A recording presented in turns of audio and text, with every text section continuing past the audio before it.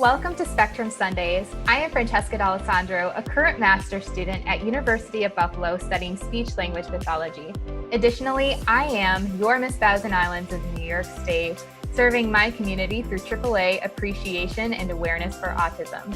And I am Megan Sinisi, a Master of Health Science candidate studying to practice as a pediatric speech-language pathologist.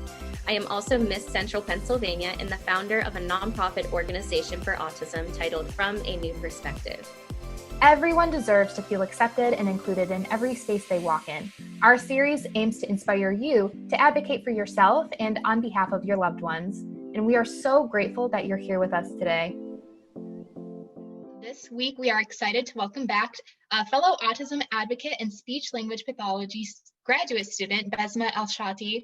And Basmah visited us with us before for episode 43, where we talked about her experiences at the Thompson Center and her experiences as a bilingual SLP and what she hopes to accomplish as a future professional. So if you haven't had the chance to listen to her original interview with us, please make sure to check that out.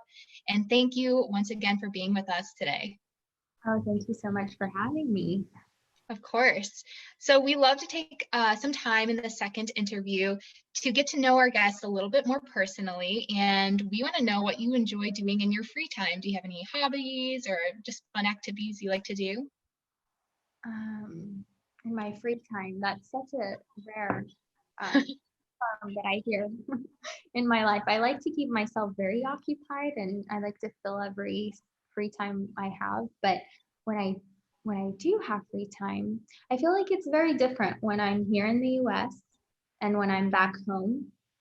But when I'm here, I love cooking and baking, and I like to entertain. So like, I don't like to just cook and eat myself, but I like to have people over and like socialize and kind of, you know, I feel like food sometimes brings us together, and I think that's something that I enjoy doing. And I don't like to follow a recipe. I kind of just have something in mind and I just go for it.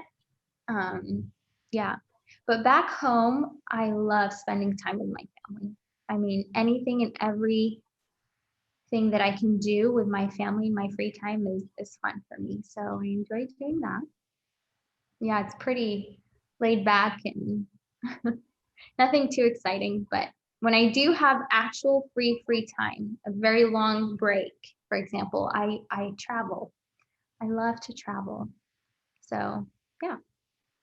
I love that. And I know how important family is to you. So I'm sure you really look forward to being able to make dinners with them again. And I'm just impressed that you don't follow a recipe, because I feel like that would be disastrous if I didn't follow a recipe. So Basmah, where do you see yourself in 5 to 10 years? Where do I see myself in 5 to 10 years? I feel like before everything that happened in this world, I was very, like I had a plan set and I was like, 5 years, I know exactly where I'm going to be. I know exactly what I'm doing. All my goals, everything is set and written down, and I know it all. I'm that type of person. But I feel like with everything that's been happening, I hope and I aim to be back home, hopefully in Kuwait. That's one thing. And then I hope to be happy with what I'm doing. So I hope to wake up every single day loving what I do and doing what I love. So that's where I see myself. Wherever that may be, whatever God has planned for me, I am in for the ride. And I think I've learned to be flexible and accept the waves that are hitting us. So yeah, I'd love to be back home with family and doing something that I love. So yeah. I actually have that quote on one of my work shirts. It says, "Love what you do what you love." And it's also my quote for the Miss New York competition, because I try to live by that every day. And it makes such a huge difference when you truly are passionate and driven about what you do, and the work doesn't even feel like work. It's just another day in your life and you just love everything about it. Yeah. So what are some autism-related resources, social media accounts, blogs that you enjoy following? Something maybe you just found or discovered, or maybe something that you've been following for a while and want to share with our viewers? Well, something recent is your account and what you guys are doing. That's something very recent, but I have a lot of people on social media that I like to follow, but I personally like to follow actual families that have, or individuals with autism and family members. And yeah, so I love to do that. I love to hear what they have to say and their daily experiences. And I think with social media, it has definitely brought us closer and allowed me to kind of see firsthand what it's like waking up in the morning and what it's like, living throughout this crazy time, and what can we do to help. And I'm kind of like listening and taking a step back and learning from them. And I learn a lot from my family members. My cousin has autism, and so I learn a lot from his mom. And she's such a powerful, determined and loving mother, and I learn so much from her, and her strength keeps me going and kind of molds me into who I want to be in the future. And I love seeing that aspect of it all. I really appreciate that you point out listening to people who actually experience this themselves, whether that's a family member or an individual themselves, because I feel like that's a lot of times what we miss out on as professionals if we don't experience it on our own. So we look at the literature, we read up on different disorders or communication disabilities, what have you, and we miss that aspect. So I know that there's different hashtags that amplify people with autism and really lift up their voices so that we're making legislative decisions and law decisions that actually are what they want and what they're seeking for. So I know there's a hashtag that says actually autistic or autistic voices. So those are some good resources too. Yes. So we talked in our previous episode about a lot of your different professional and educational experiences. So if you had to choose one that you've really grown from or that has taught you something, what's a lesson that you've learned from it? One, if I had to choose only one. Or any. So I made two big moves in my life. One was when I came to the United States for the first time when I was in 5th grade. And then I moved back to Kuwait for my undergraduate degree. And then I came back for my graduate degree. So I think living abroad was something that kind of shaped who I am today. I feel like if I didn't have that experience, I don't know who I would be. I've learned so much during this process. And, when I first came to the US, I was young. It was very different. I wasn't wearing the headscarf. It was kind of like middle school, high school, like I was a kid. And then I came back and I had a goal in mind that I'm here to get the education to help improve and to build my country. And so that definitely, shaped me and who I am today. And I learned so much. I can't pick one thing, but just, being a graduate student in the United States as an international female, wearing the headscarf has really taught me a lot. And so, yeah, I'm very grateful for the experience, and I advise everybody to try it if they have the opportunity. So I love that you are just so genuine and authentic to yourself and your identity. And like you've said previously, helping others advocate for themselves starts with you advocating for yourself and modeling that and inspiring others through just being 100% you and what you're comfortable with and in your own skin. It really makes you radiate a different way. So thank you for just being so candid about that. You're welcome. I'm very shy, and so this is very different. And so this is me coming out of my comfort zone a little bit, but yeah, I like it, and I hope that we kind of uplift and strengthen. I think we're going a little bit off topic, but strengthen women, through this. Just seeing, all three of us connected from different parts of the world, and just how we are capable of doing what we set our minds to do. And so it's beautiful. Yeah. It is, and we appreciate you being here with us for this conversation. Hopefully it'll inspire others to also join the conversation and share their perspectives and stories too. So actually, something I found interesting is when I entered my graduate program is some of my peers and colleagues felt hesitant to work with individuals on the spectrum. And what advice do you think that you could give that would be helpful for new professionals, either entering the education or therapy fields as they work with individuals with autism? Yeah, having that hesitation and those feelings of being scared or you're not confident is very normal. I don't know. I still am scared of, going out into the real world. Like even now I'm going to go into my outplacements and I have those feelings.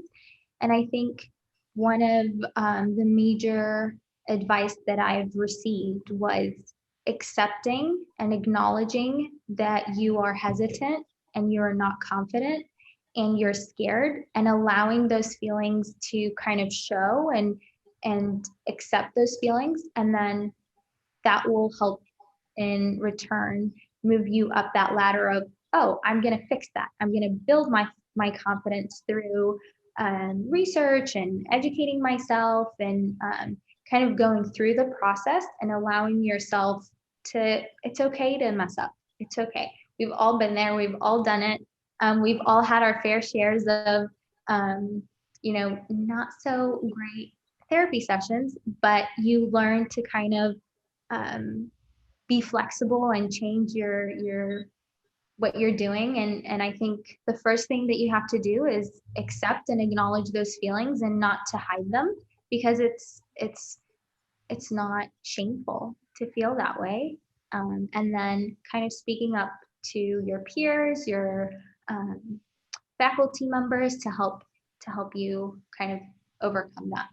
So yeah.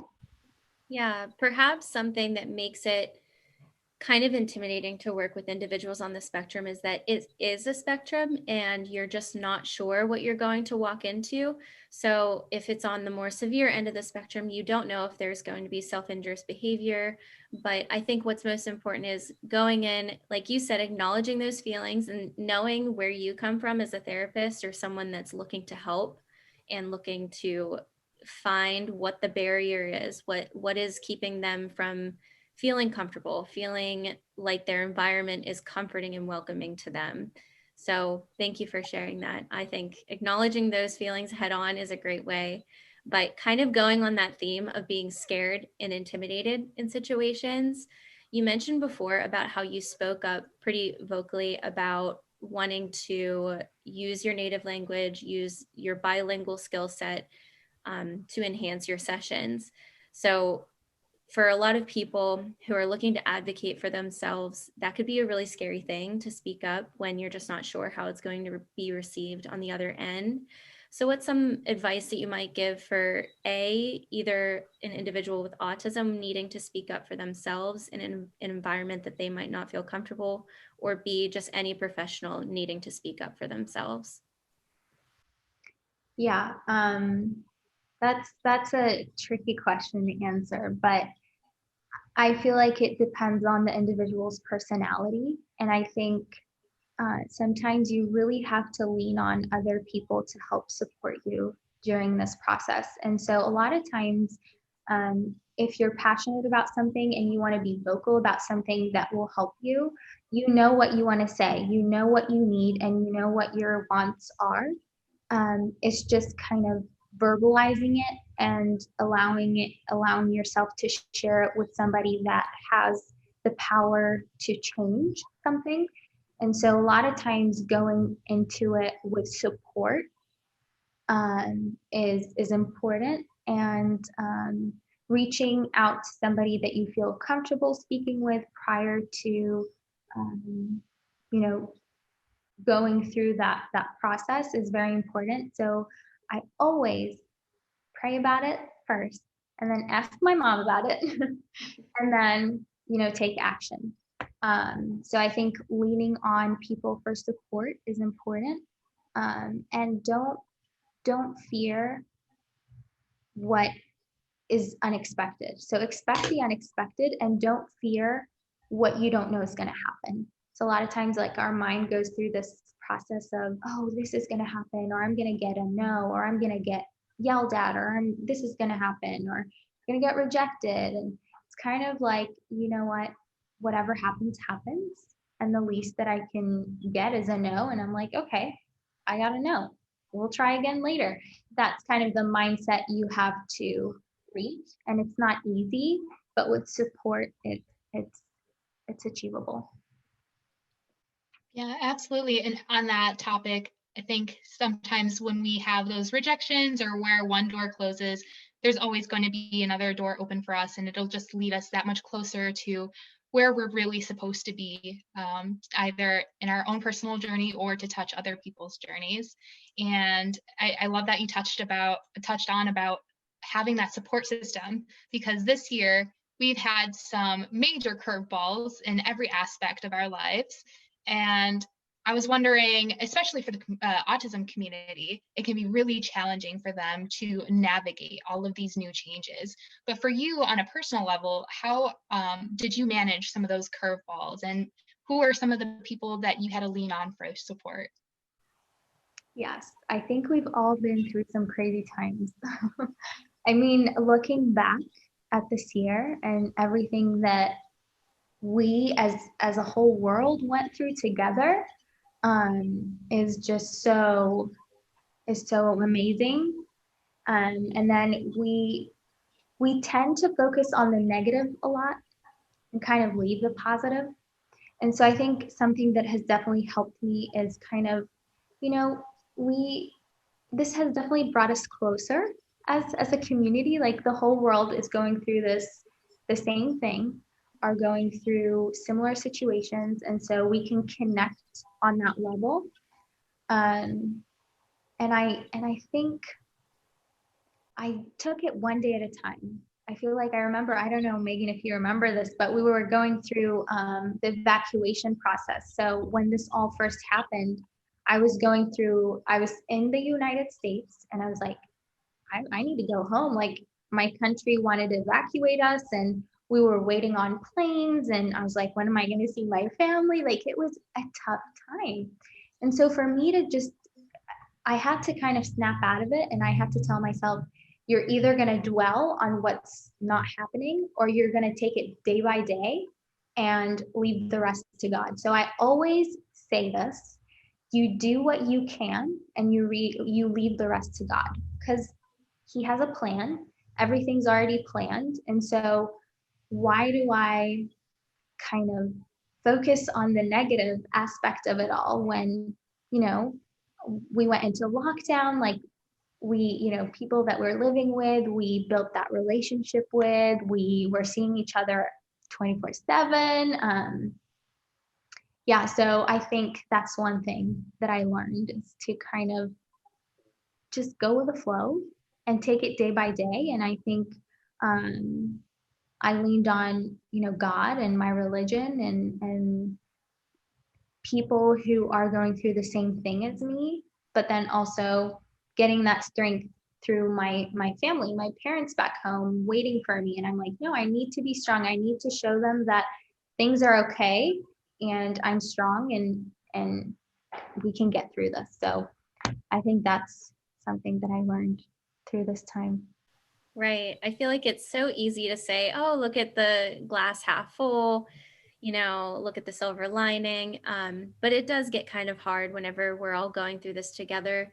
at the same time and kind of at the same speed, and everything just kind of shut down all at once. But I guess the silver lining of all of this is that we are a community that's going through the exact same thing.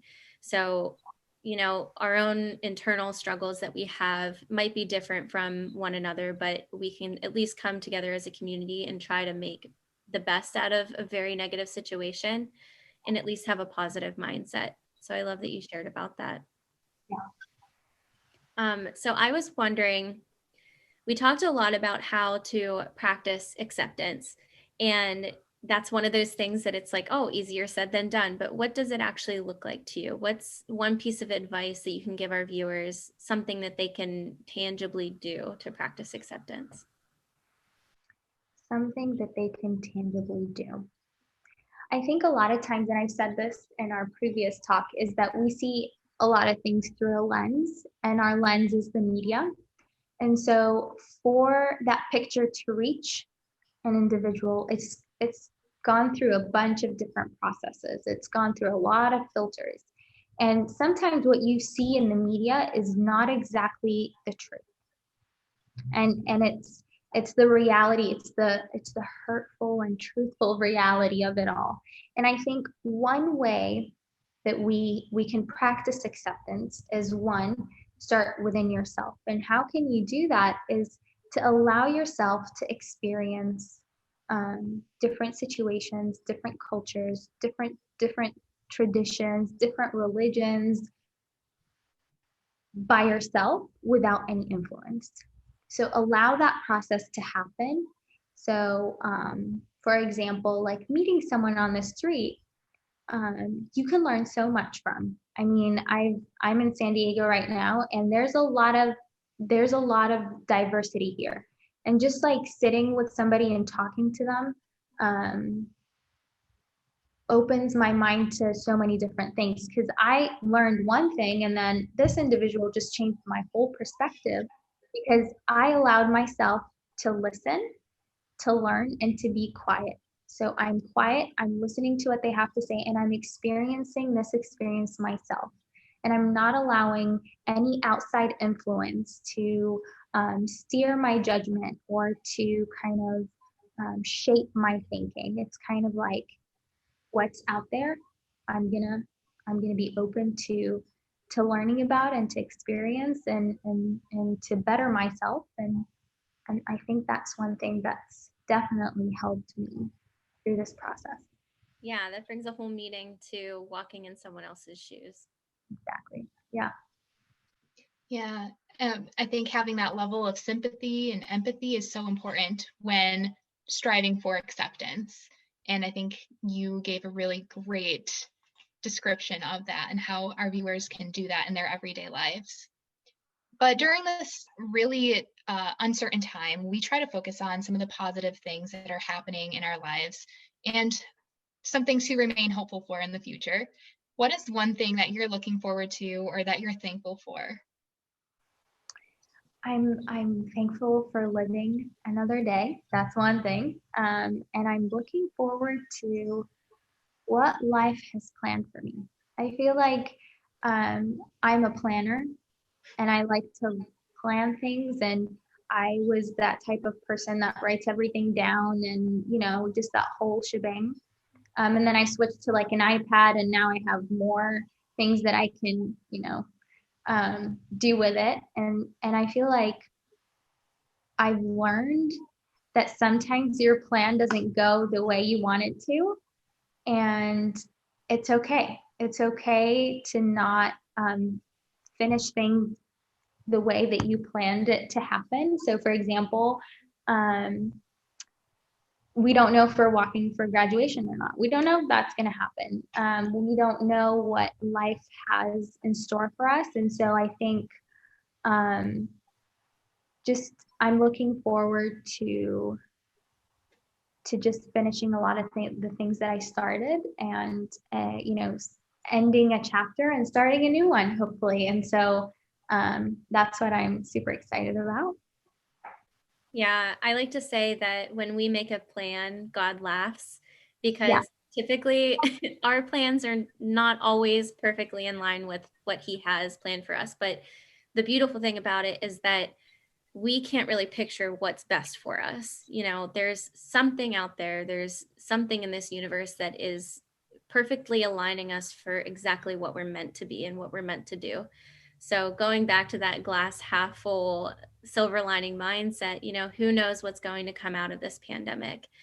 Maybe we will have a huge realization of what we can accomplish as a community because of the resources that we're being given now and the way that we're being forced to connect with each other on levels that have never been seen before. So thanks for sharing that. Welcome. Definitely. I agree with that. I mean, we have gone through a lot this past year, and I think, I mean, I don't know about you guys, but I'm very proud of what we've achieved and what we've accomplished, and everywhere around the world, not just here in the United States, even back home, my home country, Kuwait, and, you know, learning from one another and interacting with different professionals. It was very collaborative, and everybody wants the best for everybody. And I think it's sad to see that we needed to reach 2020 to, you know, realize that, but I'm so grateful and so happy that we came up on top from this situation. And yeah, we should all be proud of ourselves. Right. You mentioned that you're a planner, right? So we want to know how you manage your busy schedule and how you plan things out, or what you do to practice self-care within all the different tasks that you have to complete. You know, what is your means of staying successful on a busy schedule? Yeah, I love hearing other people's answer about that, because it's always so fascinating. But now, in the position that I'm in now and what I've accomplished, I think just kind of not focusing a lot about school and letting it overwhelm me. Because when I was living back home and, you know, with my family, and I just had to go to school and come back, I didn't have to cook, I didn't have to clean, like none of that. All I focused on was studying and getting grades and good grades, and that's what I planned to do. But when I came here, I'm like, no, if this is not going good, then everything else is going to go bad. So taking time off is something that I am passionate about. I will tell you to stop everything as hard as it is and just say, you know what, today I'm not going to focus on school. I'm not going to focus on the projects that I have. I'm just going to focus on myself and doing something fun. If it's cooking, if it's drawing, if it's cleaning. Sometimes I like just clean around the house because I like to clean, and it makes me sane. And so I think just taking time for yourself and reflecting and not focusing on one thing too much. Because I feel like sometimes we do that, and we don't achieve it, then we did something wrong. And yeah, so just take time for yourself. And